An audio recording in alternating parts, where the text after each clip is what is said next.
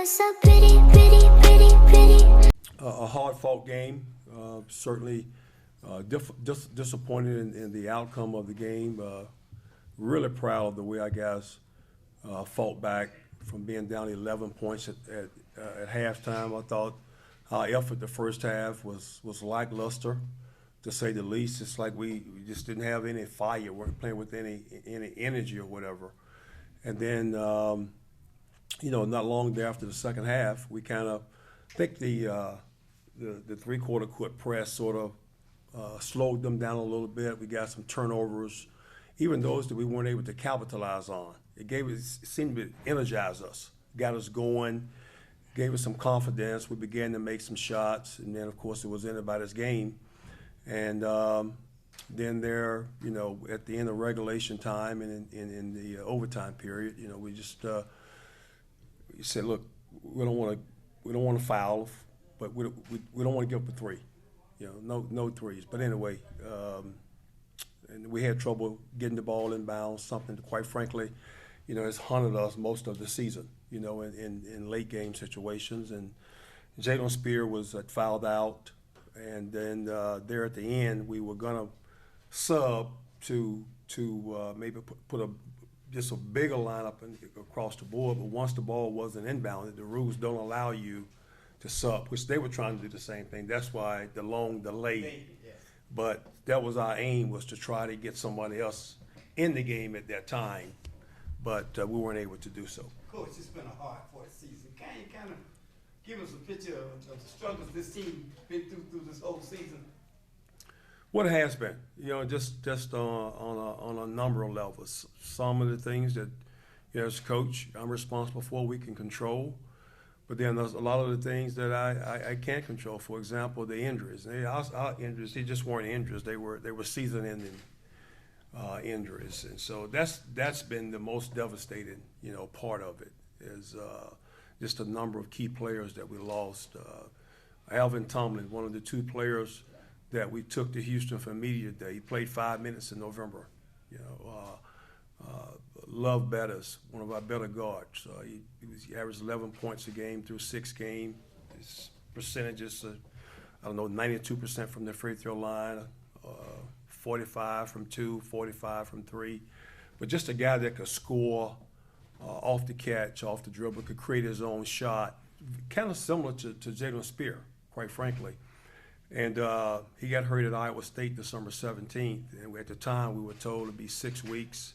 6 weeks turned to 8 to 10 weeks. And then you look up after 10 weeks, he still was on about 70%. So at that point, it would be unfair not to redshirt him. And then I think we had Jadarius Eatman fractured his wrist the end of January at Alabama State. He's out for the year. And then Morale Schramm tore his ACL and LCL, I think, about 3 weeks ago. So it's just been one after another. And so, not only does it impact the team that you put on the floor, but it impacts your preparation, because now you're talking about you're without 4 or 5 scholarship guys. So it impacts your practices, the kind of practices you have, the way you prepare, you need to prepare for games.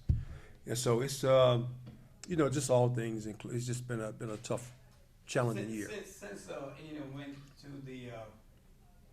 went to the other conference. The SWAC. SWAC. Has FAMU been to the playoff yet? Conference playoff? Yes. Our first year in the league, we went 11-7. We went 11-7. We finished 4th.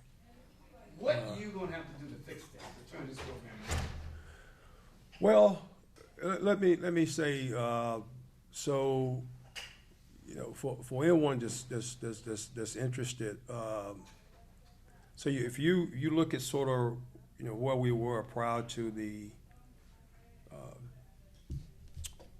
22-23 season, right? I think we had 4 or 5 consecutive winning records in conference, and so the 22-23 year was the challenging year from the standpoint.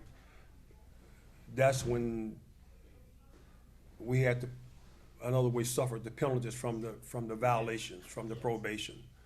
So in other words, the NCAA said there's no reason to penalize you or make you pay during COVID because there's no recruiting done. Right. You can't go out recruiting. No one could come to campus. None of that. And so when COVID was over, so now one of the penalties we had to pay was the NCAA took visits away. So you get 12 visits a year or 24 over a 2-year period. So we were limited to 4 official visits. So we had 8 scholarship players. So, 4 of those 8 players we signed, we never saw. They never came to campus. I saw them for the first time once they came to school. And so that really impacted, nothing against those young men, but it impacted, the class that we brought in. How many seniors and everything you got coming back next year? I think that's one of the bright signs in that we could have, 95, 96% of the team back. Of course, and I say could because, a couple of them could graduate in the summer. Yes. And they have a COVID year. So we have about 4 players, I think 4 or 5 players that entered college 2020. Yes, sir. Which means that was the last year that you'd be granted a COVID year. So we've got about 4 or 5 guys in that boat that if they could graduate in the summer, they could actually graduate and go play someplace else. Or again, they all could come back here as well. So you're pretty sure, hoping that next season you will definitely have a better team. Well, I think when you look at better teams around, better programs around the country, usually experience is going to be a factor. There's been exceptions. Those Kentucky teams that Calipari had a long stretch, just reloaded with the All-Americans year after year after year. Unbelievable job. But I like to say that's the exception to the rule. Usually guys that are kind of, they've had some experience at this level in conference play the previous year. They've gone through some things. Now you bring them back. You've got better chemistry. You've got more experienced players. So when you bring the core of those teams back, you're not introducing as much, as you are. You just improve and trying to do what you already have done. You're trying to do those things better. And, hopefully players a year later, they're able to carry on bigger roles or different roles. I know there's a lot of pressure with the football team winning the national championship, and now I'm looking at the basketball. So how you been taking all that? Because I know it's frustrating a little bit. Well, of course it is. I want to win as much as anyone, but you control what you can control, and unfortunately, these are some challenging times now, and only way I know to deal with them, you deal with them head on. Yes, sir. And we've tried to, remain positive.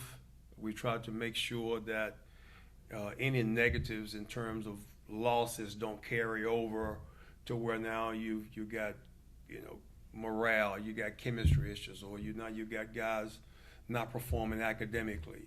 I can just say proudly, none of those situations exist, which is a credit to the kind of young men that we have. We had an outstanding semester academically in the fall, and seemingly we're headed in that direction to finish up the spring semester positively as well. Okay.